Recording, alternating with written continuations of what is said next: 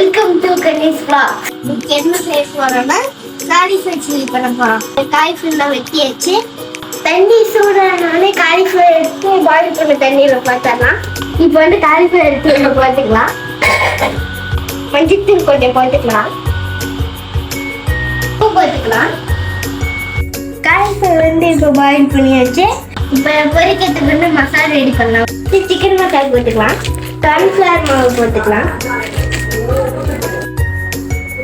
கொஞ்சோண்டு தயிர் போட்டுக்கலாம். இப்போ மசாலா கலக்கிக்கலாம். இப்போ வந்து மசாலா கலக்கி வச்சு அடுத்து 10 நிமிஷம் ஆனதுக்கப்புறம் பொரிச்சிடலாம். வடசட்டியில் எண்ணெய் வச்சாச்சு. 10 நிமிஷம் ஊறிச்சு. இப்போ எடுத்து பொரிச்சிடலாம். சின்ன பசங்க எண்ணெயில் போடக்கூடாது, ஏன்னா எண்ணெய் சூடாக இருக்கும். பெரியவங்களை கூப்பிட்டு இது மட்டும் போட்டுக்கலாம்.